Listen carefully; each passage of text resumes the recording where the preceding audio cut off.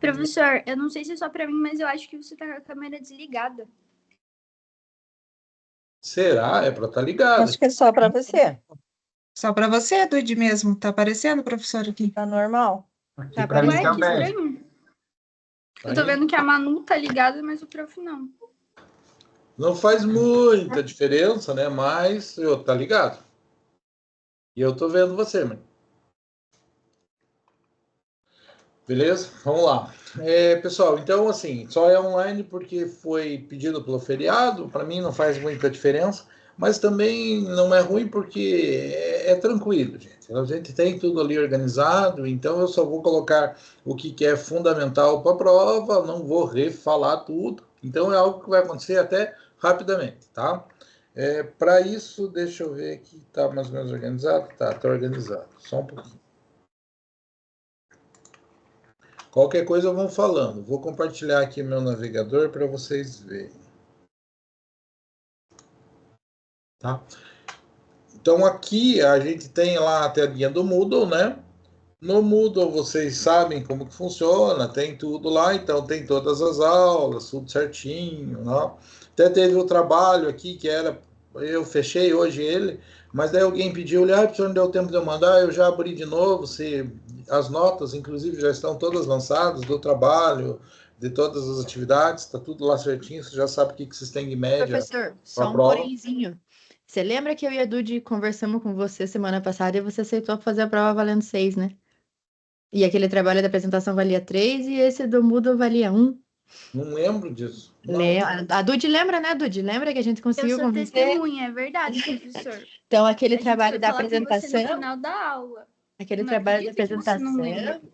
o professor falou que ia valer 3, e daí esse do Moodle ia valer 1 e a prova ia valer 6, né? Eu sou testemunha, professor.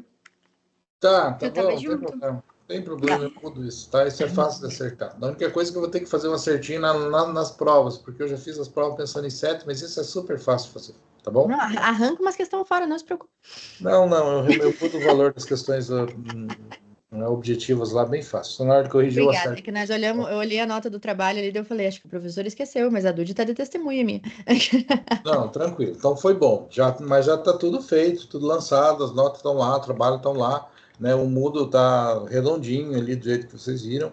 E pode olhar lá, ó, até para a aula de hoje estava o link e todas as aulas que a gente vai tratar estão aqui. Terminando a aula, eu vou ver o que eu marcar aqui para vocês e vou preencher aqui tópicos importantes. Eu vou colocar os tópicos importantes e deixar aqui também disponível, tá? Então, eu só vou repetir aquilo que eu acho importante. Bom, vão começando, pessoal. Por favor, conversem comigo, vão falando e o que vocês acharem que precisa, qualquer dúvida que tiver, estou aqui para ajudar. Mas é super simples, eu não vou dar aula de novo. Primeira aula, começou, falou do programa, um monte de coisa, estrutura de disciplina, como que é a avaliação e tal. Daí, conceito de contrato. Claro que conceito é importante, né? Contrato, o que é isso? Tá?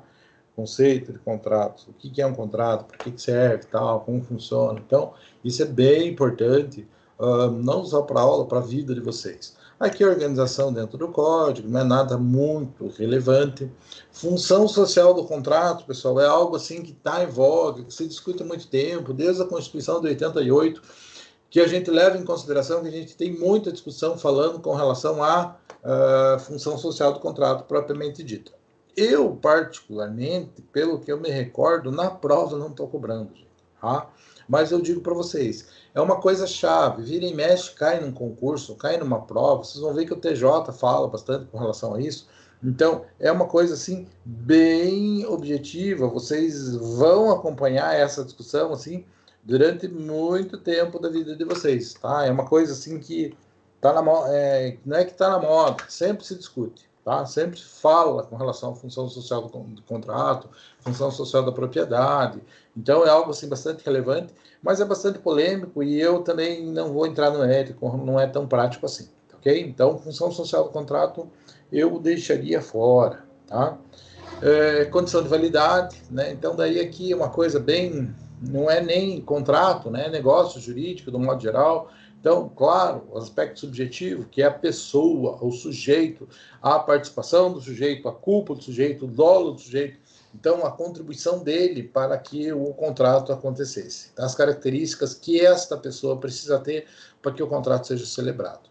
E daí, do ponto de vista objetivo, e aquilo que efetivamente está sendo tratado, o que tem que ser feito, qual é o direito que está em voga, que está sendo discutido. Então, a coisa e o direito.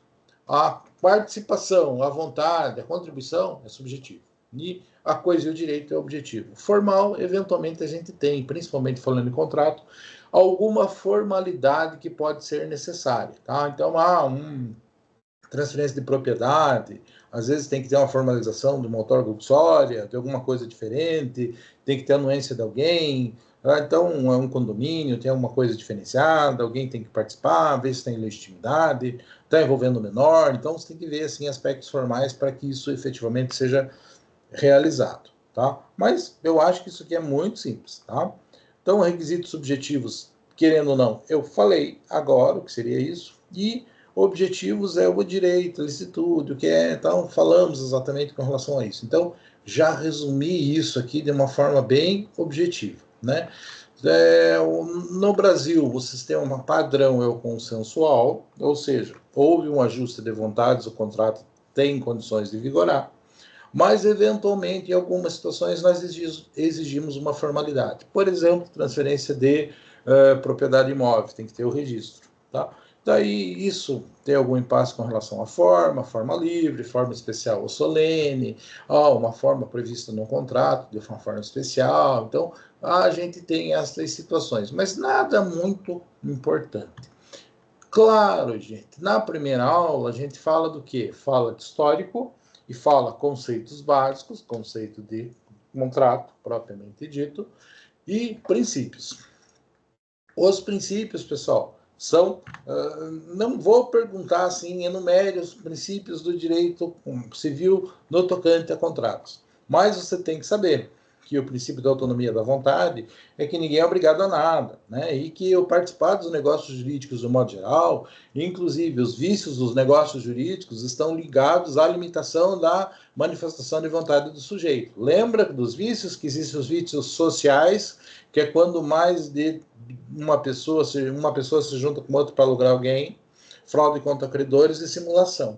E nós vamos ter os outros tipos de vícios, todos que são vícios de consentimento, vícios de vontade. Então, a vontade é extremamente importante, pessoal. Tem que ter clareza com relação a isso. Erro, dolo, simulação, coação, né? São todas, e lesão, são todas formas de vício de vontade que a gente tem. Fale, Eduardo. Professor, a questão do trabalho que a gente fez no Google, tem gabarito? Teve correção? Teve correção. Mas eu fui bem objetivo. Como é que foi a correção, tá? Para mim não olhar um por um. Dá, eu passo sem problema, tá? Eu libero a correção para vocês verem. Mas como que foi feita a correção do trabalhinho, tá? Tem um gabarito, eu usei o gabarito, e daí, assim, se você tinha 10 questões, cada questão valia 0,8, tá? Somando todas dá 8. A subjetiva valia 2. Se você acertou todas as objetivas, você tirou 10. Se você acertou 5, então você tirou metade da nota de subjetivas, que é 4, mais 1 da outra. E eu fiz uma formulazinha para fazer isso. Então, foi assim que foi corrigido. Porque não tem como você ter fundamentado as respostas corretas daquelas que você fez errado. Tranquilo? Então, foi bem objetivo. Assim, mesmo subjetivo, eu corrigi de uma forma bem matemática, assim, bem simples, tá? Mas eu posto lá o formulário para você, a resposta. Sem problema. Professor, a apresentação valeu quanto? Como elas estavam reclamando aqui, a apresentação eu dei 2 para todo mundo, né? Mas daí elas estavam reclamando que eu falei que ia fazer 3, tal, não sei o quê. Ele vai dar 3 para todo mundo. Eu também concordo, professor. Então ele vai dar 3 para todo mundo. Delas. Então eu vou fazer o seguinte, eu vou mudar o valor desse trabalho para 3 e vou corrigir a nota de todos para 3, beleza? Professor, e daí eu não peguei esse negócio do Moodle, estou fazendo agora. Estou fazendo esse negócio do Moodle agora. Esse do Moodle, eu tinha fechado ele hoje de tarde. Mas como teve mais pessoas aí que não conseguiram fazer, eu já abri, que a hora que eu comecei a aula, eu já abri de novo. Pode postar, não tem problema. Tranquilo? Tá, obrigado. E para mim, pelo Moodle, é super tranquilo. Quando aqui no Unopar tinha muito trabalho. E eram turmas enormes. Então eu controlava tudo por ali. Para mim, tudo vem, todas as planilhas prontas, é fácil de fazer. Tranquilo? Então, Tá, beleza. então quanto vai. Professor, Diga. então quanto vai valer a prova que você falou ali daí? Bom, o pessoal chorou, né? Então, um ponto o trabalho do Moodle, que é o formulário. 3 pontos a apresentação, que é uma vergonha, né? E daí 6 pontos vai ser a prova. Mas a prova já está feita. Eu vou corrigir lá o negócio, tá bom? Valeu. Tá. Isso está, inclusive, acho que bem claro aqui no... Aqui, ó, composição da nota bimestral. Eu vou mudar isso aqui, então, tá? Vamos... Professor, você tinha que dar aula para os outros professores de como usar o Moodle. Porque ninguém sabe usar, só você. Eu também acho Eu isso. concordo também, porque a gente se organiza muito bem com o Moodle organizado, fale a verdade. Não, mas eu não posso fazer isso, gente. Não tem como. Ó, veja, 3 aqui, e daí aqui vai cair para 6, tá? Então, a regra vai ser essa, tá? Veja que voltou lá. Então, a avaliação vai ser assim. No Forms, já está corrigido pelo formulário, eu vou passar só o resultado para vocês verem como é que é. E aqui, daí, aqui eu tenho que lançar mais um ponto para vocês lá. O resto tá tudo redondo, beleza? Com relação ao Moodle, é tranquilo de usar, pessoal. Duvido que alguém não saiba. O problema é ter vontade, tá? E a questão é que eu trabalhava aqui no Unopar com turma no começo que tinha 100 e poucos alunos. Era mais aluno do que tem em toda a faculdade aí numa turma só. Então, daí você se obriga a pegar o jeito de fazer essas coisas. Tranquilo? Mas bem sem dificuldade, pessoal. Diga. Eu acho que era mais fácil o senhor dar um ponto para todo mundo lá, porque eu tava achando que era só um pré-treino. Né, rapaz? Nada a ver. Para tirar um ponto dos outros, a gente faz um certo sacrifício, sabe? Vale a pena. Né? E veja assim, o objetivo é reprovar vocês por nota, não por falta. Então, tem que me esforçar também, né? Ó. Bom, mas voltando então, princípio é importante? Sim, princípio é importante, pessoal. Então, conceito, eu coloquei, devo colocar aqui princípio. Princípios importantes? Sim, claro, não vou pedir enumere todos eles, mas pelo menos um deles eu vou perguntar. E não vou dizer qual deles, né? Então, autonomia da vontade, liberdade de contratação. E daí aqui, fiz referência, inclusive, ao quê? Aos vícios dos negócios jurídicos que estão diretamente ligados à questão do consentimento, tá? Supremacia da ordem pública, então eu não vou fazer nada em benefício de um particular que prejudique a ordem pública, prejudique os demais. Então, assim, talvez até fazendo um gancho com aquela função social do contrato lá, a gente vai ter aqui essa supremacia da ordem pública, tá? E está bem expresso no artigo 2035 do Código Civil.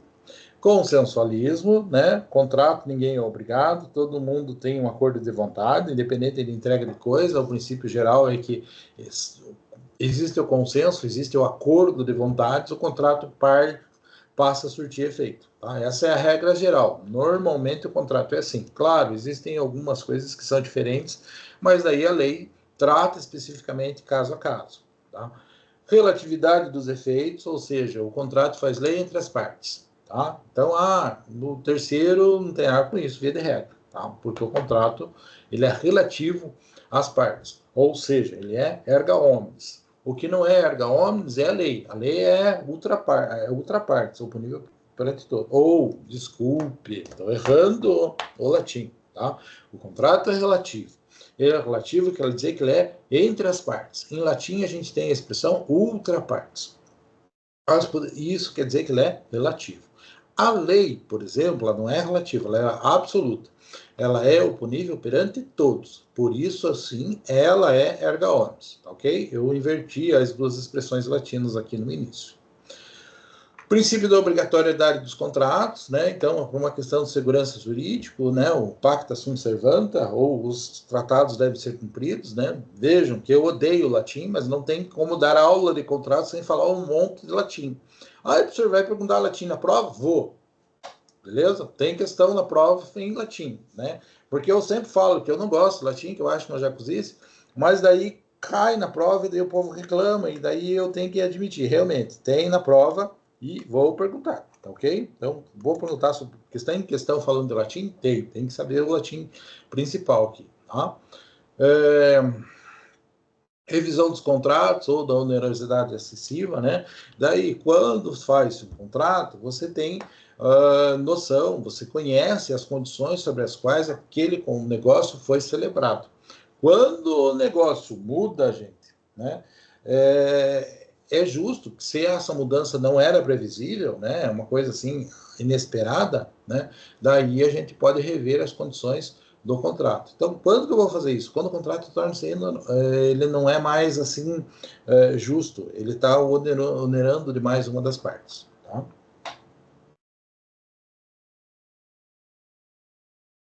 Professor, eu só me perdi ali na supremacia da ordem pública. O que você falou que era mesmo? Supremacia da ordem pública, né? Eu nunca vou fazer nada, nunca vou exigir um contrato que privilegie o particular em detrimento do social, do coletivo. Ok? Então, Obrigada. a ordem pública, a coletividade sempre é primeiro. Dá para fazer um gancho com isso aí, aquilo que a gente falou lá da função social do contrato. Eu tenho que ver o contrato perante a sociedade, não só perante o interesse daqueles que estão ali envolvidos. Tranquilo? Tá. Obrigatoriedade, revisão, falei. Boa-fé, né, gente? Gente, boa-fé é a coisa extremamente básica que a gente fala, né?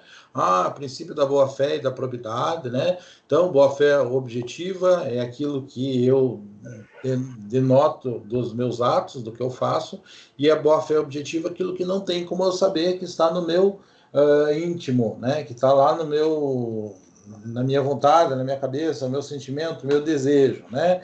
Então, para lembrar disso, eu acho que não tem exemplo melhor do que os namorados, né? Lembra aquela pergunta? Você me ama? Pergunta que não se faz, porque nunca você vai saber, não adianta a resposta.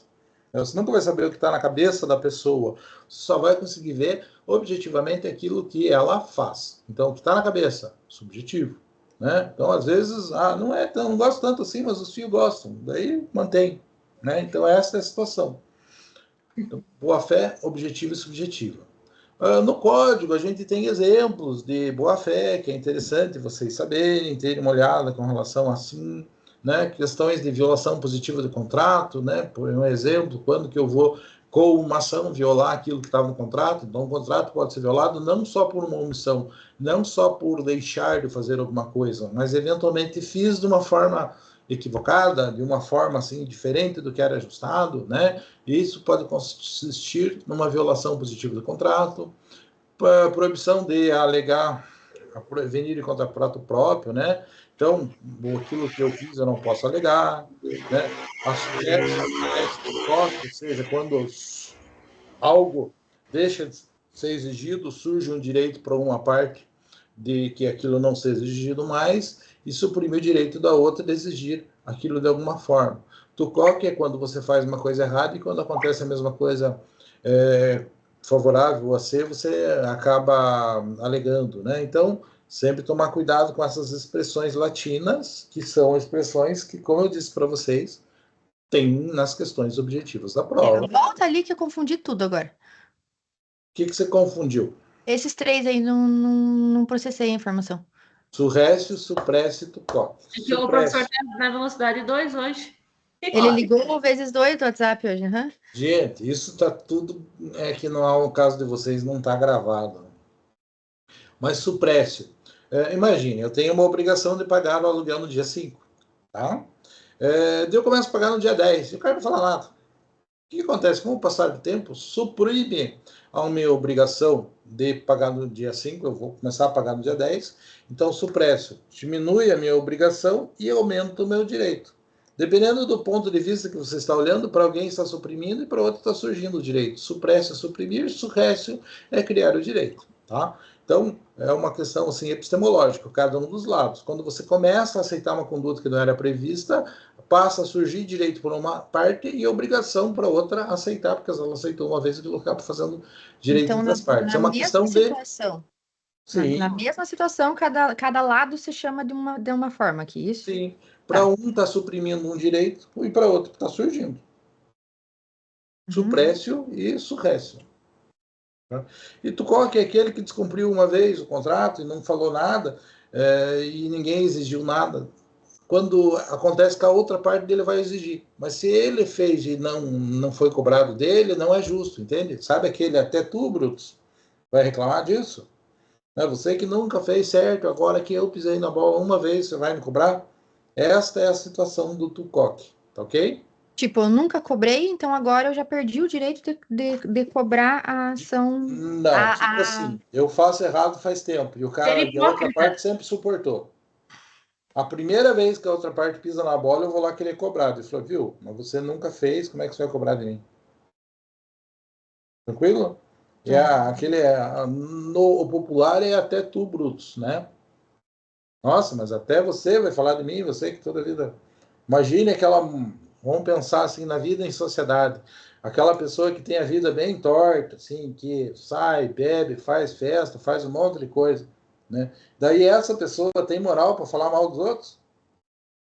Não. Por quê? Ele já faz aquilo, como é que ele vai reclamar? Isso, né, professor? Como? É tipo uma hipocrisia. Exatamente. Se eu não faço, eu não posso cobrar o outro de fazer. Tá, exatamente.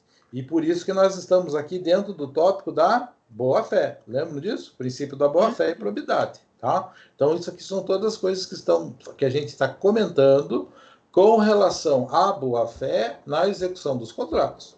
Tranquilo? Beleza. Então, essa situação, assim, bem tranquila. Não é uma aula complicada, até porque a disciplina é fácil, né, pessoal? Vamos ser sinceros. A disciplina é bem tranquila. Alguma dúvida com relação a essa aula? Não, até aí tranquilo. Tranquilo? Tá, então, veja, tá tudo no Moodle e tá aqui na última, eu coloquei todas certinho, tá? Tá aqui certinho todas elas para ficar fácil. Essa já falamos, vamos para a segunda aqui. Na segunda, a gente fala da interpretação dos contratos. Gente, é bem importante falar de interpretação de contratos, por quê? Porque eu quero entender o que foi ajustado. Contrato é o quê? Um ajuste de vontades. Interpretar o contrato é o quê? É descobrir o que as partes queriam, né? Qual que era o ato volitivo, o ato de vontade das partes. Então, eu quero descobrir qual que era a vontade das partes, o que queria com relação àquilo. Então, é muito importante a interpretação, né? Tem que tomar cuidado com relação a isso. Gente, importantíssimo, formas de interpretação, né? O que é uma interpretação declaratória? Aquela que só descobre o que já foi declarado. É que nem uma ação declaratória. Uso capião é uma ação declaratória. Por quê? Porque eu não ganho a propriedade do imóvel quando eu movimento a ação de uso capião. O juiz só diz assim, viu? Você preencheu os requisitos para adquirir a propriedade. Então, já é teu. Está só declarando aquilo que já existia. Isso é uma ação declaratória. Quando nós estamos fazendo uma interpretação declaratória de um contrato, é a mesma coisa. Eu só quero descobrir aquilo que as partes tinham vontade quando celebraram o contrato. Quero declarar aquela vontade que deu origem ao contrato que está sendo discutido, que está sendo tratado. Nós temos outro tipo de interpretação, que é a interpretação construtiva. A interpretação construtiva, ela não para aí. É quando eu preciso preencher alguma lacuna. Quando eu tenho que fazer uma correção monetária e o índice não existe mais, eu tenho que usar alguma coisa que seja justa, eu tenho que construir algo diferente que não foi previsto na formulação inicial do contrato. Tá? Então, esta é a interpretação construtiva, integrativa, quando eu preciso suprimir lacunas, pontos obscuros, pontos omissos, ou que ficou desatualizado o contrato, tá? Então, eu tenho que fazer uma interpretação construtiva, algo que seja, assim, condizente, que tenha consonância com o demais existente no contrato, com o restante do contrato propriamente dito, tá? Veja lá. Exemplo, daí não é o caso. Princípios básicos para interpretar um contrato, só para a gente saber que existe, mas princípio da boa-fé, claro. Conservação, aproveitamento. Então, nunca vou interpretar um contrato de forma a anular tudo. Eu vou tentar dar utilidade àquilo que as partes escreveram, de alguma forma, né? Só quando for muito absurdo mesmo. E a gente vê muita coisa absurda por aí, né? Então, princípios básicos seriam esses. Regras específicas, né? Por exemplo, a renúncia vai ser sempre interpretado de forma restritiva, né? E daí aqui estou falando mais com relação a isso. Regras esparsas não entram no mérito, né? É só uma coisa assim que é bem antiga e que a gente tem que mencionar, assim, porque ajuda a interpretar alguma coisa na prática, mas não é para prova, efetivamente. Óbvio que reserva mental eu vou perguntar, até porque é um troço chato, né? Reserva mental é aquilo que a parte realmente quer, mas não fala para a parte contrária, ok? Ah, eu estou comprando porque não interessa, eu estou comprando porque eu quero. E não falo para outra parte, tá? E faço uma reserva mental com relação a isso. Se a outra parte realmente não souber, beleza. Agora, se ela souber, vai fazer o contrato levando em consideração a minha vontade. Gente, se eu perguntar um exemplo, pensem num exemplo. Dá para dar um exemplo do teu carro? Exatamente. Dá para falar do carro? Dá, gente. Mas a única coisa que eu quero que vocês lembrem é que reserva mental não precisa ser só uma malandragem, tá? Quando eu dou esse exemplo, o pessoal entende na hora. Mas só que daí eles associam a uma malandragem que o Edinho ensinou a gente a fazer. Não é necessariamente isso, pessoal. Pode ser que o sujeito faça o negócio por outras razões que não sejam obscuras, que não seja querer tirar proveito de ninguém, e existe uma reserva mental dentro disso, tá? Tranquilo? Então, com certeza, pessoal, põe um asterisco lá, reserva mental é importante. Oi? Eu não consigo pensar numa que não seja malandragem. Dê um exemplo, Cristina. Então, imagine que você vai casar, né? Você, um haitiano maravilhoso, né? Conhece você aqui, e daí te faz uma promessa de casamento, te trata super bem, ele até gosta de você. Mas ele quer casar mesmo porque ele quer se naturalizar. E ele não te conta. Não é uma reserva mental? Malandragem? Não. Mas não é uma malandragem necessariamente, né? Ele até gosta de você. Até gosta é foda, hein? Não, mas claro, gente, não precisa ter uma maldade expressa, assim, alguma coisa, né? Mas, claro, se eu quero uma coisa que eu não estou declarando, algum viés, assim, torto vai existir, né? Não precisa só envolver a malandragem no sentido financeiro, no caso. Exatamente, não precisa envolver malandragem. Às vezes eu quero uma coisa diferente. Tá? Eu quero comprar isso porque eu quero dar de presente para alguém. Preciso contar? Não. Mas se eu souber que é para cidade fulano, eu não quero, porque eu não quero que seja para ele. Então, às vezes, assim, a vontade, o desejo é diferente. É uma coisa que não precisa ter uma maldade, não precisa ter, assim, uma questão financeira envolvida, né? Alguma coisa diferente. Professor, Diga. e uma causa assim, tipo, eu não quero vender, mas acabo vendendo, porque às vezes precisa. Inclui também ou não? Não, veja, você não é obrigado a fazer. Com o princípio do contrato, você não é obrigado a fazer. E é muito normal, as pessoas vendem por necessidade. O que não pode acontecer? Você não pode ser coagida. Volta lá para os vícios dos negócios jurídicos. Você, ao expressar a sua vontade, seu consentimento, tem que ser de forma livre. Normalmente você não quer vender, você vende porque precisa. Mas agora precisei, e agora tenho dinheiro, quero desfazer aquele negócio lá atrás. Não posso. Daí você, nesta situação, você recai lá pelos vícios dos negócios jurídicos. Foi coação? Dá para anular. Não foi coação? Paciência. Tranquilo?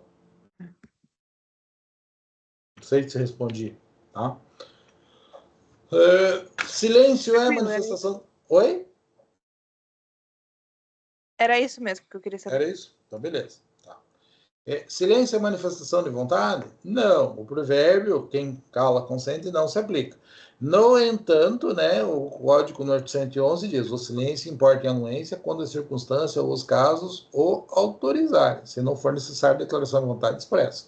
Então, não é bem como diz o ditado, tá? Mas Não me recordo se eu perguntei com relação a isso, acho que não. Tá? Essas regras são históricas, né, apenas para vocês terem conhecimento que elas existem, elas ajudam sobre algum aspecto, mas não é matéria de prova. Interpretação específica, né?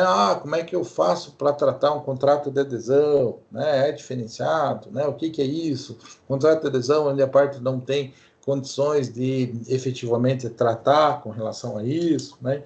Então, algum cuidado com relação ao contrato de adesão. Uma das partes põe à vontade, né?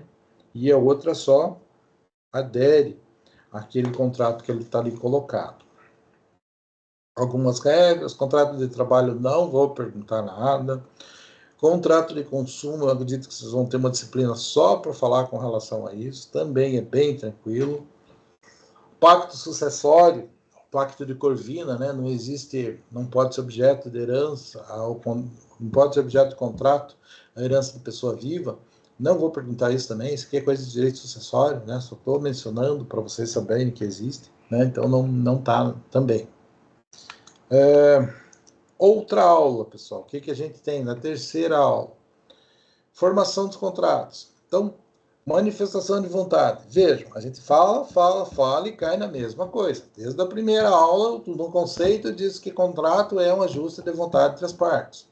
Daí falei dos vícios dos negócios jurídicos e falei da manifestação de vontade. Então, a vontade é algo extremamente importante. Lógico, pode ser expresso ou tácito? Pode ser expresso ou tácito. Novamente, o 111 do Código Civil, né? Então, a gente coloca essas situações. Então, proposta, aceitação, negociação, né? Como que funciona, o que é uma proposta, que é a vontade definitiva de contratar, que eu vou lá e expresso, que tem que ter nessa proposta todos os elementos essenciais do negócio, que não pode ser uma palhaçada, que tem que ser sério, que tem que ser claro, inequívoco, que não pode ser uma coisa confusa, né? E uma série de coisas, né? E obriga o proponente a aceitar no ato. Fiz a proposta, não coloquei prazo de validade, o sujeito não aceitou no ato, vida que segue, não sou obrigado a cumprir mais aquilo. Tá? Então, exceções da vinculação, não entrei no mérito com relação a isso, né? Mas vocês têm lá, caso tiverem dúvida, marquem no código de vocês o 428, que ele vai ajudar vocês a interpretar a validade das propostas, tá? Então, peguem lá para ver, entre ausente, entre presente. No Código de Defesa do Consumidor tem regras próprias, mas vocês vão ter essa disciplina, vamos deixar para perguntar isso lá, tem grande chance de ser comigo essa disciplina, né? A aceitação é quando efetivamente eu aceito a proposta formulada, que pode ser uma aceitação simples, pura, tranquila, ou pode ser por meio de uma contraproposta. Quando eu faço uma contraproposta, é como se eu estivesse fazendo uma proposta nova e tudo começa do zero, ok? Espécies de aceitação, expressa e tácita, novamente, né? E aqui, voltando lá para aquele artigo 428, né, que a gente falou, né, não se obriga. Vocês vejam que na sequência a gente vai dizer assim, 430, quando que não vincula? Então é a mesma coisa. Se for preciso, dá uma olhadinha no código. 400, 430, 440, vocês resolvem tudo com relação à proposta, tá? Momento de conclusão, quando que eu considero, se é entre presentes no momento que foi feito, né? Se é entre ausentes, daí a teoria da ignição, teoria da cognição, né? Mas não pergunto exatamente isso, pessoal, tá? Nós adotamos a teoria da expedição, né? Mas não faz parte disso, e eu considero proposto no lugar em que foi, reputa-se celebrado no lugar em que ele foi proposto, tá? Regras bem simples que a gente tem. Muita coisa, quando a gente fala de proposta, faz referência ao Código de Defesa do Consumidor. Quando faz referência ao Código de Defesa do Consumidor, não pretendo perguntar aqui, mas vou guardar bastante coisa para perguntar lá, quando for consumidor, porque lá tem muita exceção à regra que é bem interessante e bem legal de fazer prova também. Tranquilo? Então, tudo muito simples, gente. Classificação. Gente, tem algumas perguntinhas relacionadas à classificação, sim. Tá? Mas por quê? Porque você tem que saber do que a gente está falando. Quando eu vou discutir com relação a efeitos, unilateral gera efeito para apenas uma parte. bilateral, 2, e plurilateral, quando mais de 2 pessoas, 3 ou mais pessoas são envolvidas por um contrato. Então, não é o número de partes, é o número de efeitos. Até porque não faz sentido eu entrar em acordo de vontade comigo mesmo. Tá? Eu preciso de uma segunda pessoa para ter um contrato. Então, o que é um contrato unilateral? Fiz sozinho? Não. Fiz de uma forma que só gerou obrigação para mim ou para outra pessoa. Tranquilo? Então, não é uma classificação com relação ao número de partes, mas sim com relação ao efeito produzido por esse negócio. Porque, teoricamente, não existe contrato unilateral. Do ponto de vista número de partes, tem que ter pelo menos 2 partes. Tá? Contrato bilateral imperfeito, contratos gratuitos, bilateral imperfeito, né? Quando apenas uma das partes assume a obrigação, né? Então, o depósito, vou te dar um negócio para você guardar. A obrigação é sua, você que tem que cuidar. O negócio estragou, o negócio sumiu, você que tem que se responsabilizar com relação àquilo, tá? Então, bilateral imperfeito, gratuito ou oneroso. Gratuito é aquele, ou benéfico, aquele que não tem nada em contrapartida, é uma doação, efetivamente, é um empréstimo gratuito, benéfico em si, né? Oneroso, quando tem algo em contrapartida, que normalmente é, inclusive, assim, equilibrado, né? Tem que ser equilibrado. Nem sempre é equilibrado, mas ele é oneroso. Para você passar, você tem que pagar. Às vezes não, é um pedágio. Às vezes passa um carro de R$1 milhão, paga vintão de pedágio, passa um Fusquinha, paga vintão de pedágio. Então, precisa ser equivalente? Não, não sei, tá? Não precisa necessariamente ser equivalente, mas precisa ser retribuído de alguma forma. Daí, quando a gente fala contrato comutativo e contrato aleatório. Contrato comutativo são aqueles com prestações certas e determinadas, né, onde eu posso antever o que vai acontecer, e quando eu falo de contrato comutativo, daí sim é um contrato equilibrado. Então, contrato de compra e venda, contrato comutativo, por quê? Porque eu sei o que eu estou comprando, eu sei quanto que eu vou pagar, e isso tem que ter um relacionamento, tem que ser justo. É nesses contratos comutativos que é normal você revisar o contrato porque ele tornou-se extremamente oneroso para uma das partes. Então, assim funciona o contrato comutativo. Contrato aleatório é aquele quando eu não consigo antever. Então, é um jogo, é um contrato assim, por exemplo, um contrato seguro, é um contrato aleatório. Por quê? Porque eu estou fazendo um contrato, eu não quero usar, muito menos a companhia seguradora, que é ser obrigada a pagar aqui. Tá? Mas existe uma aleatoriedade no contrato que pode acontecer um sinistro, pode dar um raio no meu carro, ele pegar fogo, eu perco e ninguém é culpado disso. Tá? Posso atropelar um urubu na BR e ter que acionar o seguro, que nem aconteceu comigo. Pode. Coisas mirabolantes acontecem. Daria aqui um quadrinho com relação a isso, de uma forma bem simples, né? É aleatório por natureza, uma aposta de jogo. Acidentalmente aleatório, quando acontece alguma coisa que você não consegue prever. Quanto à formação, paritário, né? Então, o contrato paritário, a formação paritária dos contratos, é aquele que, da forma tradicional, elas discutem e conversam exatamente quais são as partes ou não. Contrato de adesão é quando alguém, você não tem liberdade para discutir as cláusulas, e você impõe aquilo, né? E contrato de tipo massa é aquele contrato que está no formulário, que é feito para diversas pessoas diferenciadas, tal. Então, ele é parecido com o contrato de adesão, mas ele é muito maior, né? Ele é muito mais abrangente, assim, uma coisa assim muito mais contundente, né? Então, o contrato de adesão de tipo é um pouquinho diferente, estão aqui as diferenças dos dois, mas se fosse sincero com vocês, eu não me recordo de perguntar disso na prova, tá? Quanto ao agente, personalíssimo, só aquele sujeito pode cumprir a obrigação, pessoal, qualquer um cumpre, né? Então, por exemplo, personalíssimo, pedir para o artista pintar um quadro meu. Aquele quadro, se for o artista que fizer, tem valor. Por quê? Porque é ele que fez, tem a assinatura dele, a gente conhece e reconhece uma série de coisas. Então, é importante, é personalíssimo. Vou lá e contratar um médico, acredito que é personalíssimo também, tem que ser o cara. Não dá para ele mandar o estagiário dele, o sócio dele, não é a mesma coisa. Tá?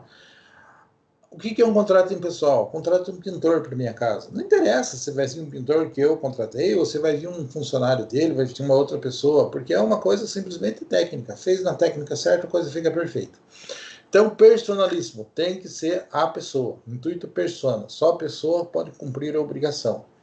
E contrato impessoal, qualquer pessoa pode cumprir a obrigação. Qual é o problema? Nos personalíssimos, eu tenho que obrigar o sujeito a fazer esse demerda. Né? Então, daí o que eu posso fazer? Eu posso lançar uma multa coercitiva para que ele faça, que são os nossos astraentes. Tá? Vou lá e fixo astraentes para obrigar o sujeito a fazer. No contrato impessoal, eu não preciso fazer isso. Ah, não vai fazer? Eu vou lá, pego um bem dele, vendo, faço dinheiro e contrato alguém para fazer. Ah, tá. Então, o impessoal é muito mais fácil de lidar? Sim, é muito mais fácil de lidar. Tá? Individual, quando tratado individualmente. Coletivo, quando eu trato uma coletividade de coisas. Né? Por exemplo, eu vi um testamento hoje, né? E no testamento, qual que é a curiosidade? Fez o testamento, descreveu qual é o bem que a pessoa recebeu? Não. Deu um percentual do monte-mor de todos os bens. Então, ela tratou aquilo de forma coletiva. Não estou dizendo que testamento é contrato, mas eu estou dizendo que esse testamento ele foi coletivo ao ponto de dizer todos os meus bens eu te dou tanto. Um pedaço. Então ele foi feito de forma coletiva. No caso era um testamento, poderia ser um contrato. Tranquilo? Aqui eu estou explicando isso, né? Quanto ao modo de existirem, principal, aquele que trata de uma forma principal, acessório, ele existe em função do principal, e derivado é aquele que surge dali, mas que não tem uma relação direta, né? Então, vou pensar no contrato de locação. O contrato de locação é um contrato principal. Vai ser garantido por alguém que diz assim, olha, se ele não pagar, eu pago. Quem é esse? É o fiador. Com base na fidúcia, alguém vai lá e diz assim, se o inquilino não pagar, eu pago. Ah, isso é um contrato acessório, porque ele só faz sentido se existir contrato principal. Eu posso ter contratos que são derivados. Por exemplo, eu peguei um serviço para fazer e daí vou terceirizar alguma coisa. Isso não é necessariamente um acessório, isso é um contrato derivado, é um subcontrato, né, do contrato principal. Então, imagine uma terceirização, né? Uma subcontratação, uma sublocação, né? Isso é um contrato derivado do contrato principal, ok? Com relação à forma, pessoal, lógico, solene, tem uma forma específica para fazer, né? Exemplo, venda de imóvel, né? Não solene, do jeito que eu fizer está bem feito. Pode ser só oral? Pode ser só oral. Do jeito que fizer, está bem feito. A regra geral do nosso código é que os contratos não são solenes. Contratos consensuais, o simples acordo de vontade entre as partes já produz efeito. Contrato real, precisa que algo seja feito de concreto. Então, por exemplo, contrato de compra e venda, né? Eu vou falar do que? O contrato de compra e venda, ele só se efetiva quando existe a transferência da propriedade. Quando que transfere a propriedade? Com a tradição, que é a entrega do bem. Então, por mais que eu vá lá, compre, pague, tudo bonitinho, eu já sou dono? Não, eu tenho o direito de exigir a transferência. Eu sou dono a partir do momento que aquele ato real da tradição aconteceu. Tranquilo? Então, isso assim, é uma coisa bem objetiva que a gente tem, tá? Estou explicando aqui novamente. Quanto ao objeto preliminar e definitivo, né? Então, às vezes eu faço um compromisso de compra e venda, para comprar uma casa, vou lá na imobiliária. A imobiliária vai fazer um compromisso de compra e venda. Por quê? Porque o contrato mesmo vai ser escritura pública para transferência do imóvel. Tranquilo? Então, o que o contrato feito na imobiliária diz? Ele diz que eu vou pagar umas parcelas, que eu vou fazer assim. Ele está preparando o terreno para fazer a escritura definitiva que serve de transferência definitiva do imóvel. Tranquilo? Tem contratos mais elaborados, preliminares, mas eu acredito que a melhor forma da gente imaginar é aquele compromisso de compra e venda de um imóvel, que a gente vê com bastante frequência. Tá? Quanto à designação, existem alguns contratos que a lei diz, dá nome para eles, e outros não. Tem aqueles que acontecem com bastante frequência e são aqueles, e outros que são completamente inventados. né? Tem contrato que eu misturo 2 contratos nominados ou que eu faço uma coisa diferente. Então, só com relação à designação, nomes. Mas isso não é importante, pessoal. Não vou perguntar nada com relação a isso. Eu acho que não faz muito sentido essa discussão. Aqui foi a primeira atividade que não era nem com vocês. Ignorem aquele QR Code ali. Tranquilo?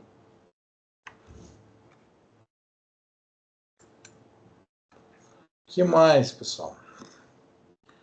Estipulação em favor de terceiro, né? Então, aqui a gente já fala um pouquinho, acho que estipulação em favor de terceiro, e daí a gente vai entrar na evicção. Evicção, com certeza, é fundamental. Estipulação em favor de terceiro, simplesmente eu estou mencionando aquele contrato que não é tão normal, mas que pode acontecer, onde eu vou lá, faço um contrato com outra pessoa, eu sou estipulante, contrato com o promitente, e menciona uma outra terceira pessoa que vai ser o beneficiário desse ajuste, dessa convenção. Tá? Então, imagine, o exemplo melhor de estipulação em favor de terceiro é um contrato de seguro. Eu vou lá, faço um seguro, né? E uma empresa lá é a seguradora, é a promitente, ela está dizendo, se acontecer isso aí, eu pago, é isso que ela faz na prática, né? E vai ter um terceiro que vai ser o beneficiário. Ah, um seguro de vida meu para o meu filho como beneficiário. Então, é possível eu colocar como beneficiário, né, alcançar aqui estipulação em favor do terceiro, fazer uma estipulação, fazer algo para favorecer terceiro e esse terceiro não falar nada? Posso fazer. Outro exemplo, imagine no divórcio, o casal vai lá e faz uma separação e pega o patrimônio e, para não brigarem muito, eles põem o patrimônio no nome das crianças. As crianças, para efeito do divórcio, são terceiros. Né?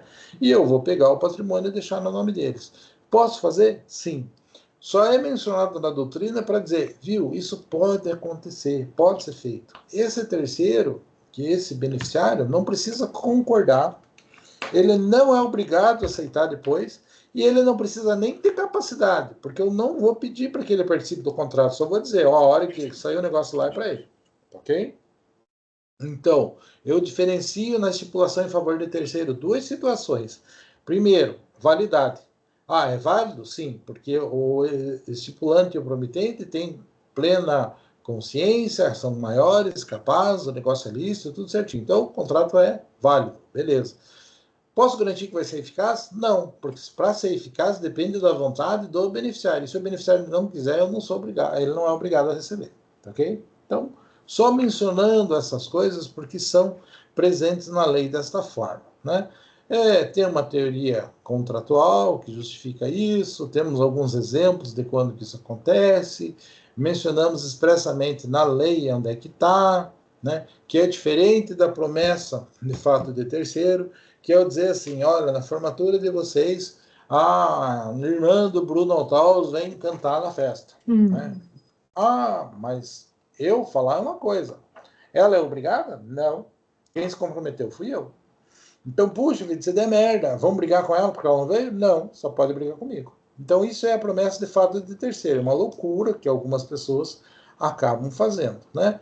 E aqui, questões diferentes, fiança, mandato, só para diferenciar, não precisa entrar no mérito.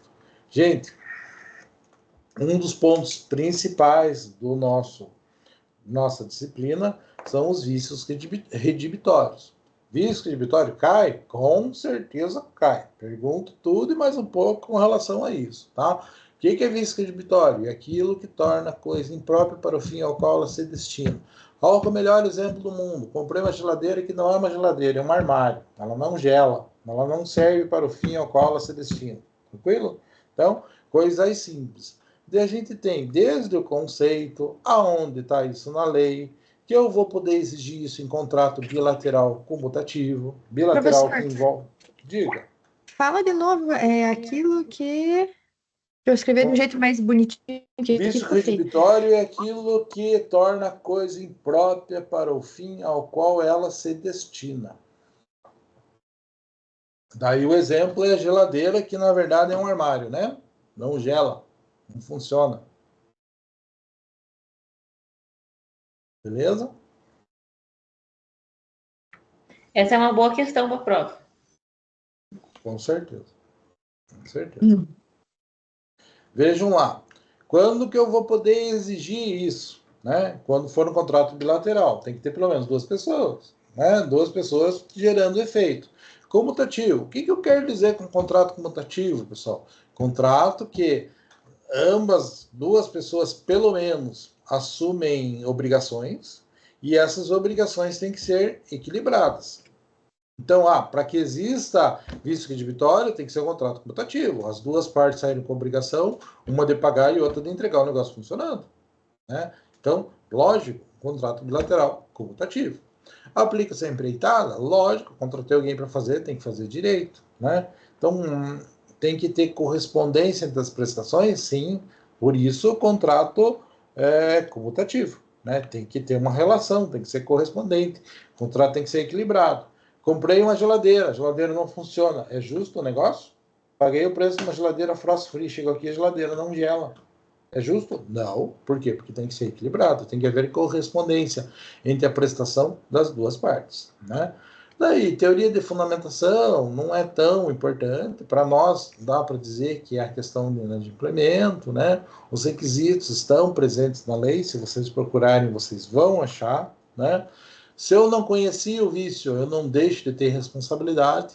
E se eu conhecia o vício, é lógico que eu tenho responsabilidade com relação a isso. Né? Menciona, inclusive, ações que podem ser propostas para tentar resolver essa situação, ação redibitória, ação quantis minoritas ou estimatória. Né?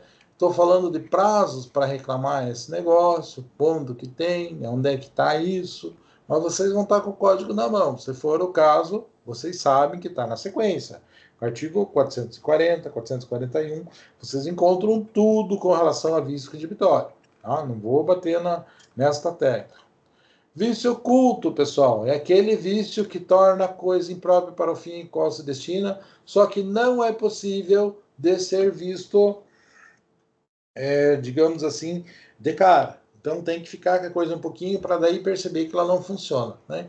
Então tem um limite, né? O prazo para reclamar isso vai começar a contar no momento em que o vício aparecer, que o vício surgir, e tem aí eu vou dizer que tem que aparecer pelo menos dentro de 6 meses e no máximo dentro de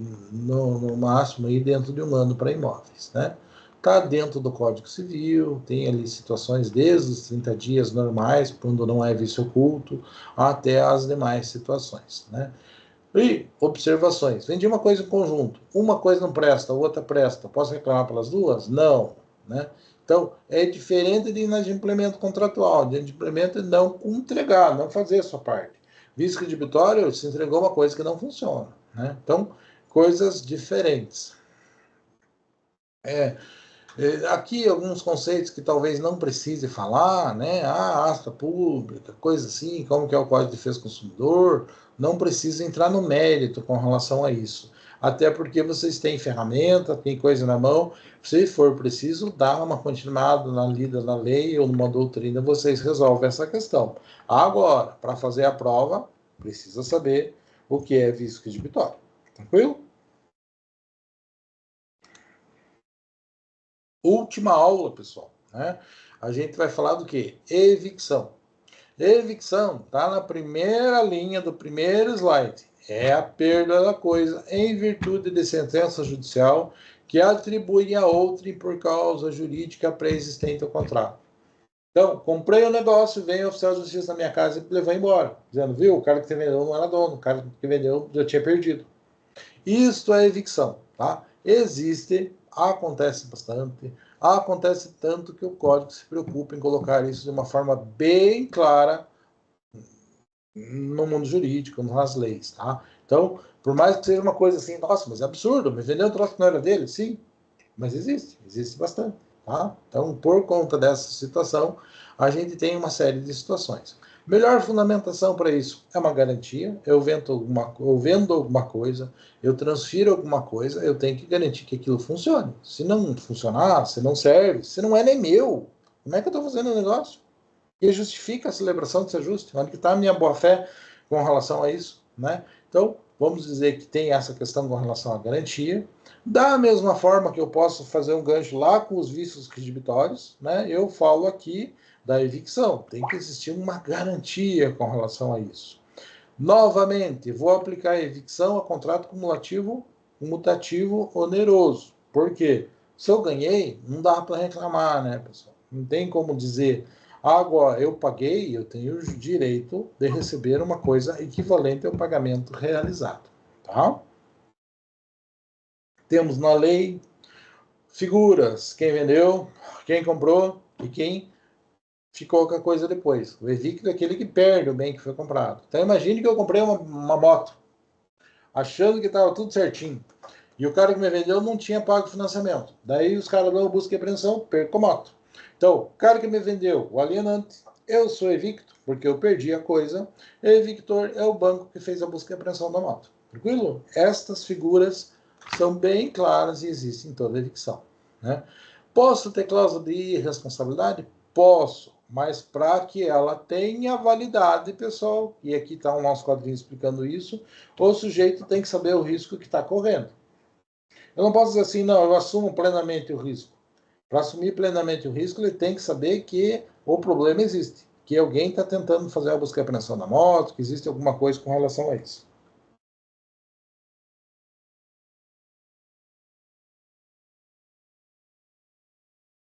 Entendi que se ele disse que comprou uma bota, bom, não lembro a questão da bota, pessoal, não sei exatamente o que isso quer dizer com isso. Mas é uma moto, tá? O meu trato aqui. Requisitos da evicção: perda total ou parcial da propriedade pós o uso da coisa.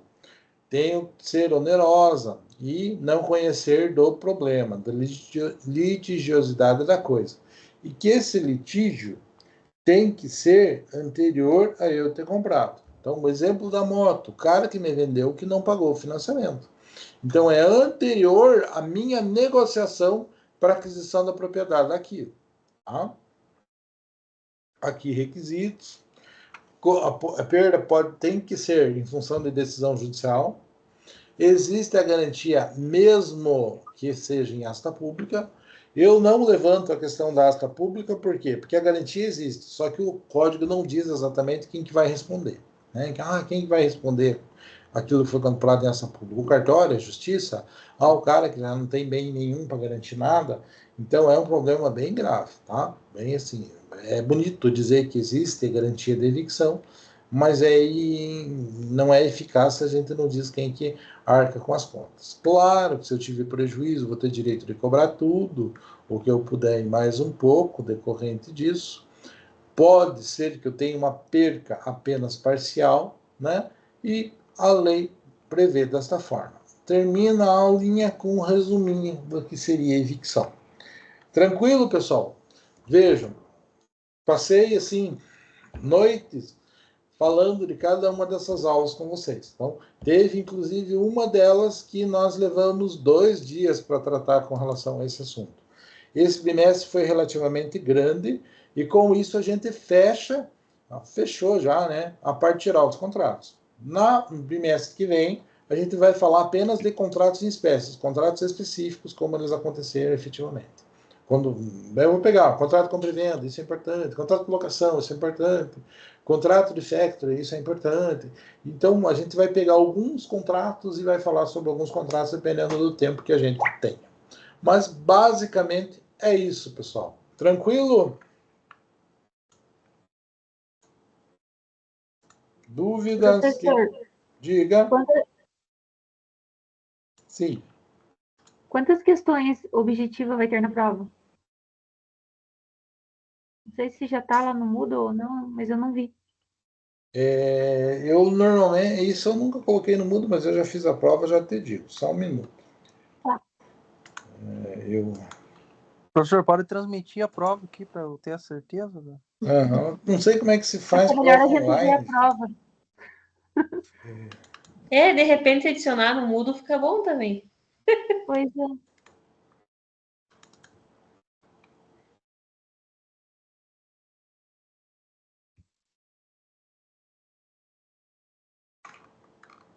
São 10 questões objetivas, bem objetivas mesmo, super lógicas, simples, e 5 questões subjetivas. Posso?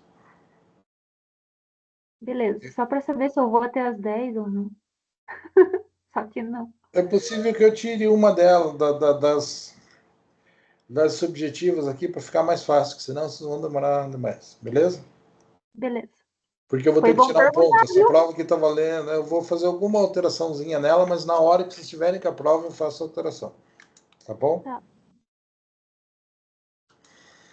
Basicamente, pessoal, é isso. Tranquilo. Estudem, mas estudem mais para a prova dos outros. A minha tá muito fácil.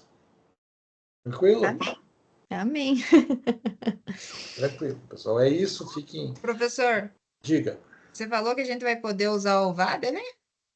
Sim, com certeza. Pode usar o Vadimeco, tá? Não é o meu objetivo é que vocês aprendam a manusear a lei, né, pessoal? E na prática nem é usado mais o Vadimeco, né? Hoje em dia quem que usa um Vadimeco? Eu nem tenho um Vadimeco aqui faz anos, né? Tudo é na internet, tudo online, né, pessoal? Então pode usar o Vadimeco, senão vocês não vão usar para nada, tranquilo? Tá, como que é na prova do concurso, pessoal? Na prova do concurso você tem que saber o Vadimeco. O povo que os concurseiros estudam a lei. Eles leem muito a lei, por quê? Porque boa parte das questões pega uma vírgula da lei, põe um um não, alguma coisinha assim em um inciso e coloca numa alternativa ou numa pergunta, e a questão é essa, tá? Então, quem é concurseiro, quem vai fazer concurso mesmo, efetivamente tem que decorar o texto legal, praticamente, para conseguir perceber onde que a coisa está ali truncada, onde que está a malandragem de quem elaborou a prova. Para mim, o objetivo é que vocês aprendam a usar a lei, porque vocês vão trabalhar com isso. Então, a ideia aqui não é uma avaliação de concurso, aqui é uma ideia de saber manusear a lei mesmo. Tranquilo? Basicamente, pessoal, é isso. Tá? E, da minha parte, vocês estão dispensados. E eu já vou fazer um resuminho dessas coisas importantes aqui, já vou colocar naquilo que já está lá no Moodle para vocês, viram que eu vou colocar ali os tópicos importantes. E assim que libere aqui do Teams essa gravação, eu já baixo a aula e já upo no meu YouTube e coloco o videozinho lá no Moodle para vocês. Apesar de que não é tão útil assim. Tranquilo? Tranquilo, obrigada, professor. Renato, é só isso mesmo. Fiquem à vontade, beleza? Tudo de bom, boa Páscoa para todos. Feliz Páscoa, Eu pessoal. pego o Deus chocolate abençoe. lá na semana que vem com vocês, tá, pessoal? Combinado. A gente entrega antes da prova. Então tá bom, beleza. Tá? Obrigada, boa noite e feliz Páscoa a Boa todos. noite, tchau para vocês. Valeu, professor. Obrigado. Bom feriado. Valeu, Tchau, valeu. tchau. Tchau Boa para noite, todos. Professor, Boa sem noite. chamada hoje? Oi? Sem chamada? Ai, como é online, eu não vou nem fazer. Vou dar presença para todo mundo, beleza? Ah, beleza, então. Perfeito.